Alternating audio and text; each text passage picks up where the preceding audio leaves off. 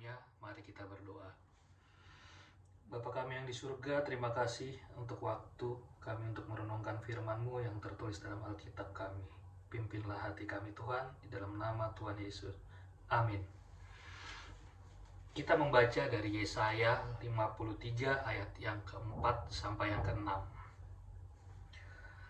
Tetapi sesungguhnya penyakit kitalah yang ditanggungnya, dan kesengsaraan kita yang dipikulnya.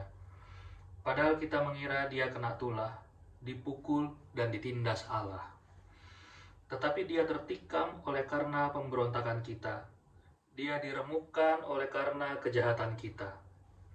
Ganjaran yang mendatangkan keselamatan bagi kita ditimpakan kepadanya. Dan oleh bilur-bilurnya kita menjadi sembuh. Kita sekalian sesat seperti domba. Masing-masing kita mengambil jalannya sendiri. Tetapi Tuhan telah menimpakan kepadanya kejahatan kita sekalian. Amin. Amang Inang yang terkasih, tema renungan kita hari ini, sebenarnya kesengsaraan kitalah yang ditanggungnya. Yesaya adalah nabi dari bangsa Yahudi di kerajaan Yehuda.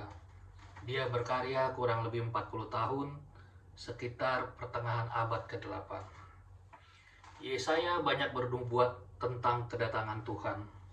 Kedatangan Tuhan ke dunia untuk menghukum dan menyelamatkan manusia. Hari itu Yesaya bernubuat akan datangnya Tuhan ke dunia, yaitu sebagai yang akan menjalani penderitaan.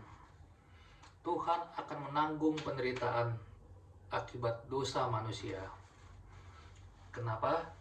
Karena manusia sudah hidup di dalam dosa, dan untuk mendamaikannya, Tuhan rela berkorban. Tuhan rela mengangkat penderitaan manusia dari dalam dosa. Dia rela ditikam karena pemberontakan kita. Dia rela diremukkan karena kejahatan kita. Yang penting, kita manusia selamat. Kita manusia menjadi percaya kepada Allah. Ekstrimnya lagi, pikiran kita manusia bahwa penderitaan Tuhan itu kita anggap sudah sewajarnya. Kita tidak mengenal kasih Tuhan. Kita tidak mengenal perbuatan Tuhan untuk menyelamatkan manusia. Sungguh, pikiran manusia sangat kejam saat itu. Amang Inang yang dikasihi Tuhan, bulan ini kita masuk bulan Desember.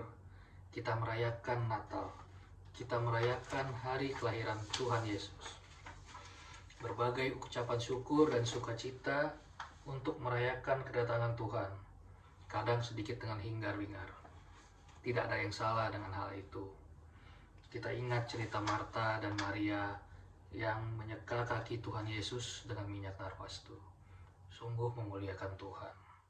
Tapi poin kita pada hari ini, kita belajar untuk mengenal makna Natal lebih dalam lagi. Bahwa kedatangan Tuhan juga diikuti dengan penderitaan Tuhan. Kerelaan Tuhan menderita untuk menyelamatkan manusia. Dengan kita mengetahui penderitaan Tuhan itu, kita menyaksikan lebih besar lagi kasih Tuhan kepada kita. Sehingga makna Natal yang datang pada bulan ini dapat lebih dalam lagi hidup di dalam hati kita masing-masing. Satu-satunya Tuhan mau adalah keselamatan kita. Tidak terbatas pada penampakan Natal saja, dia juga rela menderita bagi kita. Dalam Yohanes 16 ayat 22, demikian juga kamu sekarang diliputi duka cita, tetapi aku akan melihat kamu lagi, dan hatimu akan bergembira, dan tidak ada seorang pun yang dapat merampas kegembiraanmu itu daripadamu. Itulah kehendak Tuhan.